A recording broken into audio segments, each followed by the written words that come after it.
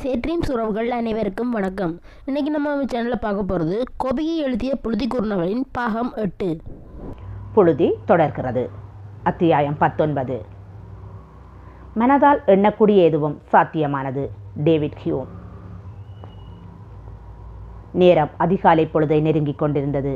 மேகம் சிறிதாக தரை தொட்டது. விமானம். நான் வருவதை யாருக்கும் அறிவிக்க வேண்டாம் என சொன்னதால் அண்ணாவும் யாருக்கும் சொல்லவில்லை. விமான நிலையத்தின் அத்தனை அலுவல்களையும் முடித்து நான் வெளியே வந்தபோது கட்டுநாயக்கா விமான நிலையம் பரபரப்புடன் இயங்கிக் கொண்டிருந்தது. அண்ணா, யாராவது ஒருத்தருக்கேனும் சொல்லி போட்டு போவன், குயிலிதான் திரும்ப திரும்ப சொல்லிக் கொண்டிருந்தாள். மதுவந்திக்கு ஒரு இனிய அதிர்ச்சியாக இருக்கட்டும் என்றுதான் நான் அறிவிக்கவில்லை. நான் முல்லைத்தீவு போகிறேன் என்றபோது அண்ணா அடைந்த ஆனந்தத்திற்கும் அதிர்ச்சிக்கும் அளவே இல்லை. லண்டன் போய் அவர்களை பார்த்து விட்டு வந்தே தாய் தேசம் நோக்கி புறப்பட்டேன். திடீரென்று முடிவெடுத்திருக்கிறாய்? சித்தப்பா கேட்க. திடீர் முடிவில்லை, மனசுக்குள்ளே ஆழமாக இருந்தது. அதுவும் ஆழத்தில் இருந்தது. இப்போ வெளியே வருது என்ற அண்ணாவை நான் பார்க்க, முல்லைத்தீவு போகிறத சொன்னேன் என்றான் சிரிப்புடன். மதுவந்தியைத்தான் அண்ணா சொல்கிறான் என்பது எனக்கு புரியாமல் இல்லை. இப்போது நினைத்தால் அவளின் குறும்புத்தனங்கள் எனக்குள் சிறு புன்னகையைத்தான் உற்பத்தி செய்தது. காலை கடன்களை முடித்து அருகிலிருந்த கடையில் தேநீருடன் பனிசொன்றையும் சாப்பிட்டுவிட்டு கொழும்பு முல்லைத்தீவு தனியார் பேருந்து ஒன்றில் ஏறிக்கொண்டேன். உடுப்புகள் அடங்கிய சிறு பையை தவிர நான் வேறு எதையுமே கொண்டு வரவில்லை. வெளிநாட்டின் சாயல் இல்லாமல் அந்த மண்ணின் பிள்ளையாகத்தான் அங்கே போக வேண்டும் என நினைத்தேன். வெளிநாட்டு பொருட்கள் எல்லாம் இப்போ அங்கேயும் கிடக்கு, குயிலி சொன்னதால் எல்லாவற்றையும் அங்கேயே வாங்கி கொடுக்கலாம் என்ற எண்ணத்தில் புறப்பட்டு விட்டேன். பேருந்து விரைந்து கொண்டிருந்தது. என் எண்ணத்தாட்பால் மீண்டும் திறந்து கொண்டது. அன்று பாடசாலையில் மேதின விழா நடைபெற்றது. நான் நாடகத்திற்காக அரக்கன் வேடம் போட்டிருந்தேன். நான் மேடை ஏறி நடிக்கத் தொடங்க அவளும் என்னையே பார்த்து கொண்டிருந்தாள். சிறிது நேரத்தில் யாரும் கவனிக்காத போது கைகளை உயர்த்தி விழிகளை உருட்டி என்னை மிரட்டிய போது உண்மையில் நான் ஆச்சரியமடைந்து விட்டேன். என் வரிகளை தவறில்லாமல் சொல்வதற்குள் எனக்கு போதும் போதுமென்றாகிவிட்டது. சகுனி அவளை திட்டியபடிதான் கீழே இறங்கினேன்.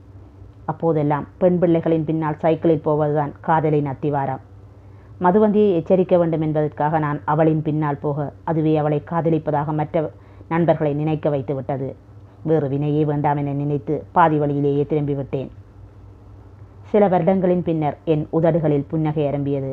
காரணம் மதுவந்திதான். அவளுக்கும் எனக்குமான அன்பு எங்கே எப்போது ஆரம்பமானது என எனக்கு தெரியவில்லை. அது முடிந்து போனதாக நான் நினைத்து கொண்டது உண்மையில்லை என்பதும் அப்போதுதான் புரிந்தது.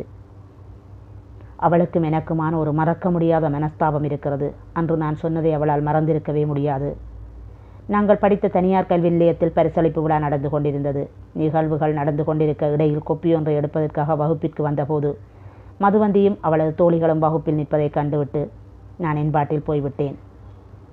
நிகழ்வுகள் முடிந்து நாங்கள் எல்லோரும் வகுப்பிற்கு வந்தபோது கரும்பலகையில் என்னுடைய பெயரும் மதுவந்தியின் பெயரும் ஒன்றாக எழுதப்பட்டிருப்பதைக் கண்டு எனக்கு வந்த கோபம் எரிமலையாய் மனம் கொதிக்க ரௌத்திரத்தோடு அவளை உற்று பார்த்தேன். அவளுக்கும் அது அதிர்ச்சியாகத்தான் இருந்திருக்க வேண்டும். ஆனால் அதை நான் உணரவில்லை. நீதான் இதை எழுதினது, உனக்கு சரியென்றால் எவன்ற பெயரை என்றாலும் எழுதி போடுவியோ? மதுவந்தி சரியான மதுமங்கி. நீ எதை என்றாலும் எழுது, என்ற பெயரை எழுதாத. இன்னொரு தரம் இப்படி செய்துவார் என்ன செய்வன் என்று எனக்கே தெரியாது சொல்லிவிட்டு விறுவிறுவென்று நான் போய்விட்டேன். நான் சொல்ல சொல்ல விழிகள் நீரால் நிறைய அவள் நின்ற கோலம், அவளுடைய அந்த தோற்றம் என் மனதில் அழியாமல் நின்று விட்டது. அதன் பிறகு மதுவந்தி டியூஷனுக்கே வரவில்லை. 2 நாட்கள் கழித்துத்தான் அதை எனது வகுப்பில் கூட படிக்கும் வேறு ஒருவன் தான் எழுதினான் என்பதை அறிந்து கொண்டேன். அந்த தவறுக்காக நான் அதிகம் வேதனைப்பட்டேன். ஆனால் மதுவந்தியிடம் மன்னிப்பு கேட்கவில்லை. அப்போது அந்த எண்ணம் எனக்கு வரவும் இல்லை. மதுவந்தி அடிக்கடி அந்த காட்டுக்கரையோரமாகத்தான் நடந்துட்டு வரவலாம்.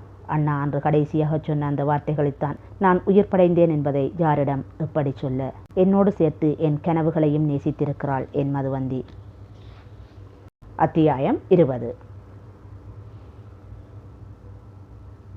பாவத்தை பற்றிய அறிவே இரட்சிப்பின் ஆரம்பம். எபிக்யூரஸ். நான் முல்லைத்தீவில் இறங்கிய போது நேரம் மதியத்தை அண்மித்திருந்தது. அவசரமாய் அறையொன்றை எடுத்து குளித்துவிட்டு உடைமாற்றிக்கொண்டு மதுவந்தியின் பத்திரிகை அலுவலகம் சென்றேன். பணியாளர்கள் சாப்பிட்டு விட்டு வந்து கொண்டிருந்தனர். மதுவந்தி அவசரமாக சந்திக்க வேணும் என தெரிவித்து விட்டு வரவேற்பில் அமர்ந்து கொண்டேன். நிச்சயம் எனது வருகை அவளுக்கு பேரதிர்ச்சியாக இருக்கும் என்பது எனக்கு தெரியும்.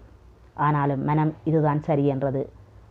அவளோடு தான் வீட்டிற்கு செல்ல வேண்டும் என்பது எனது பேரவாவாக இருந்தது. யார் பக்கத்தில் வந்த பணியாளர் பெண்ணிடம் கேட்டபடி வந்து கொண்டிருந்தது மதுவந்தியா. மெல்லிய உடல்வாகும், நீண்ட தலைமுடியும் அதே வாழ்வெளிகளுமாய் என் அம்மாவின் சாயலில். ஆனால் அவள் கண்கள் மட்டும் ஏதோ ஒரு உயிர்ப்பை இழந்திருந்தது. இவர்தான் மிஸ். கைகாட்டியபடி அந்த பெண் அகன்றுவிட என்னை பார்த்ததும் அடையாளம் கண்டு கொண்டதற்கான சான்றாக அவள் விழிகள் இரண்டும் உடைப்படுத்தன. நிற்க முடியாமல் அருகில் இருந்த மேசையை இறுக்கமாக பற்றி கொண்டாள். எனக்கும் மனதில் இருந்த துயரம் கரை புரண்டு கண்ணீராக வெளியேற துடித்தது. ஆனாலும் அந்த இடம் கருதி என்னை கட்டுப்படுத்தி கொண்டேன். வீட்ட போக. என்ன விஷயமா? என்ன பார்க்க வந்த நீங்க? கோர்வையாய் எதையும் சொல்ல முடியாமல் தடுமாறினாள். என்னை நிமிர்ந்து நேராக பார்க்கவே தயங்கியது அவளுடைய விழிகள். மெல்ல செருமி விட்டு, கொஞ்சம் இருங்கோ, பிறகு கதைக்கலாம் நான் சொல்ல தன்னை ஆசுவாசப்படுத்தி கொண்டாள். கண்கள் மட்டும் அவள் பேச்சை கேட்பதாக இல்லை. சட்டென்று அருகில் இருந்த கதிரையில் அமர்ந்து விட்டாள். அவள் கையில் கைக்குட்டை இல்லை. என் கைக்குட்டையை அவளிடம் நீட்டினேன். கவனிக்காத மாதிரி சேலை முந்தானையை எடுத்து துடைத்து கொண்டாள். அழுத்தக்காரி எனக்குள் நினைத்து கொண்டேன். அப்போது அவள் என் கண்களுக்கு 4 வயது சிறுமியாகவே தெரிந்தாள். சிறு வயதில் இப்படித்தான் என் முன் வீம்போடு நிற்பாள். விடுப்பு எடுக்கலாம் என்றால் எடுத்துட்டு வாங்கோ, வீட்டை போகலாம் நான் சொல்ல, இருங்கோ வாரன் என்று விட்டு போனவள் சற்று நேரத்தில் பையுடன் விரைந்து வந்தாள். தன்னுடைய மோட்டார் வண்டி திறப்பை எடுத்தவள் பிறகு ஏதோ நினைத்தபடி முச்சக்கர வண்டி ஒன்றை அழைத்து ஏறுங்கோ என்று விட்டு தானும் ஏறிக்கொண்டாள். என்னை கண்டதும் சின்னம்மாவும் மாமியும் கதறி தீர்த்தனர். என்னாலும் அழுகையை அடக்க முடியவில்லை. அன்றுதான் என் பெற்றவர்களை பறிகொடுத்தது போல கத்தி கதறி அழுதேன். மதுவந்தியும் ஓலமிட்டு அழுது கொண்டிருந்தாள். விஷயம் அறிந்து பெரிய மாமா குடும்பமும் வந்துவிட அம்மம்மாவும் வந்துவிட்டார். வீடு அமளிப்பட்டது. என்ற ராசா, இப்பத்தான் இந்த கிளவியை பார்க்க வேணுமென்ற எண்ணம் வந்ததே. எங்களை எல்லாம் மறந்து போட்டியே. அம்மம்மா கேட்ட கேள்விகளுக்கு என்னால் பதில் சொல்ல முடியவில்லை. எந்த நினைவுகளும் நிஜங்களும் வேண்டாம் என்று நினைத்து ஓடிக்கொண்டிருந்தேனோ அதன் நிதர்சனம் முகத்தில் அறைந்து தாக்கியது. அத்தியாயம் 21. எழுத்தாளர்கள் மனித ஆன்மாக்களின் பொறியாளர்கள். Joseph Stalin. அங்க விடுதியிலே என்னத்துக்கு? பையை எடுத்து கொண்டு வாமோனே, அம்மம்மா சொல்ல சரி என்று தலையாட்டியபடி மாமாவுடன் விடுதிக்கு போய் பையை எடுத்து கொண்டு வந்தேன். நான் வந்தவுடனே பார்த்ததுக்கு பிறகு மதுவந்தியை நான் காணவே இல்லை. அறையை விட்டு அவள் வெளியே வரவும் இல்லை. அன்று மாலை நான் இப்படியே போட்டு வாரன் மாமா என்றபடி எங்கள் வீடு இருந்த இடத்தை நோக்கி மாமாவின் மோட்டார் சைக்கிளில் விரைந்தேன். நாங்கள் வாழ்ந்த வீடு. எத்தனை எத்தனை சிரிப்பொலிகள் கேட்ட இல்லம் இன்று அனாதரவாய் சோபை இழந்து துடிப்பின்றி கிடக்கிறதே. அதன் சோகத்தை என்னால் உணர முடிந்தது. மீண்டும் உடைப்படுத்த கண்ணீரை கட்டுப்படுத்தியவனாய் நடந்தேன். பின்பக்கம் கொய்யாமரம் நன்றாக வளர்ந்திருந்தது. அதன் ஓரமாய் 2 கால்கள். அருகில் சென்றபோதுதான் அது மதுவந்தி என்பதை கண்டேன். என்னை பார்த்ததும் அவளுக்கு அதிர்ச்சியாக இருந்திருக்க வேண்டும். என்னை பார்த்துவிட்டு போக ஆயத்தமானாள். மது, என் கூப்பிடலில் சிலையென நின்றாள். உன்னை நான் நிறைய நாள் காத்திருக்க வச்சிட்டேன், மன்னித்து விடு என்றேன். சடார் என்று திரும்பியவள் அன்பு மச்சான் என்றாள் கதறியபடி. விவரம் புரியாத வயதில் அவள் என்னை அப்படித்தான் கூப்பிடுவாள். பின்னர் நான் தான் அப்படி கூப்பிடக்கூடாது என சொல்லியிருந்தேன். இல்லை இல்லை, விரட்டியிருந்தேன். என்னுடைய சோகங்களை மட்டும் பெருசாக நினைச்சு நீ காத்திருக்கிறாய் என்றதை மறந்துட்டேன். இந்த வீட்டை திருத்த வேணும். இங்கே தான் எங்களோட கல்யாணம் நடக்க வேணும். அதுக்கு பிறகும் அடிக்கடி இங்கே வந்து போகலாம். நான் சொல்லி கொண்டிருக்க மடிந்து அமர்ந்து குலுங்கி குலுங்கி அழுதாள். அவள் அருகே நானும் அமர்ந்து அழுது கொண்டிருந்தேன். அத்தியாயம் 22. மக்களின் துன்ப துயரங்களில் பங்கு கொண்டு அவர்களது கஷ்டங்களை போக்குவதற்கு திட்டமிட்டு செயலாற்றுவதுதான் உண்மையான அரசியல் வேலை. ஆச்சு. நான் வந்து 1 வாரமாகிவிட்டிருந்தது. அன்று மாலையில் கதிருடன் தாடியும் அழுக்கான ஆடையுமாய் வந்தவன் சீராளன். என்னுடைய சீராளன் தான்.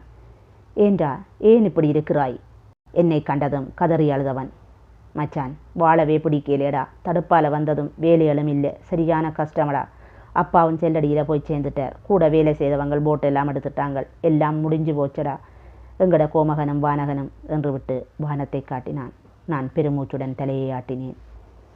2 மாதங்கள் என் மண்ணில் நின்று பல விடயங்களை பார்த்து செய்துவிட்டு 2 கால்களையும் இழந்துவிட்ட நண்பன் ஆதவனுக்கு வீடு கட்டி கொடுத்து சுயதொழிலாக பெரிய கடை ஒன்றையும் போட்டு கொடுத்தேன்.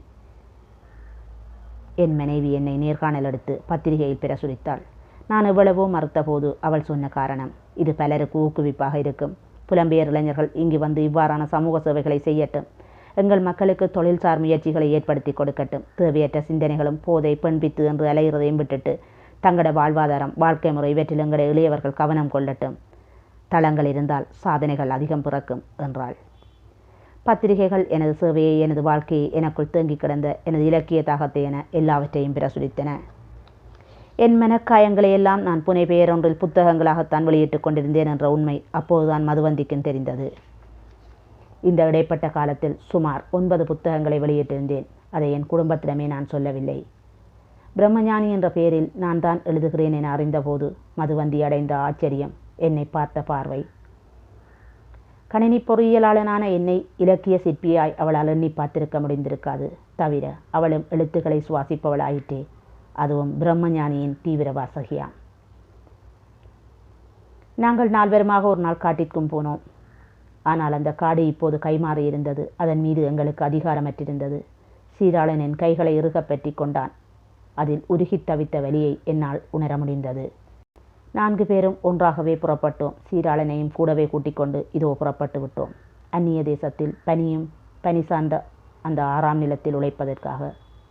சீராளன் என் நண்பனாக மட்டுமல்ல, என் மைத்துனனாகவும் தான் என்னோடு பயணப்பட்டிருக்கிறான். ஆம், என் தங்கை குயிலிக்கும் சீராளனுக்கும் எங்கள் வீட்டிலேயே எங்கள் திருமணத்தன்றை திருமணம் நடைபெற்றிருந்தது. என் நண்பனாக மட்டுமல்ல, உறவாகவும் அவன் மாறிப்போனதில் எனக்கு ஏகப்பட்ட சந்தோஷம். அடே அன்பு, எங்கட வானகன் எப்படி இருந்தவன் தெரியுமே. சமாதான கொடியோட போன அவைகளோட தான் போனவன். அவன் ஒரு கம்பீரமான வீரனாக இருந்தவன். சீராளன் சொன்னபோது எங்கட வானகன் சொல்லி பார்த்து கொண்டேன். வானகன், கோமகன் இருவருமே எங்கள் மனதில் நிறைந்து உறைந்து போனவர்கள். எங்கள் பிள்ளைகளாய் அவர்கள் பிறக்க வேண்டும், எங்கள் மடி மீது தவழ வேண்டும் என மானசீகமாய் நினைத்து கொண்டேன். விமானம் மேலெழுந்தது. என் புழுதி மண் புள்ளியாகி மறைந்து கொண்டிருந்தது. அந்த புழுதி வாசம் எனக்குள் நிறைந்து கிடந்தது. இந்த வீடியோ பிடிச்சிருந்தால் லைக் பண்ணுங்கள், ஷேர் பண்ணுங்கள், கமெண்ட் பண்ணுங்கள், சப்ஸ்கிரைப் பண்ணுங்கள், மறக்காம பக்கத்தில் பெல் பட்டனை கிளிக் பண்ணுங்கள்.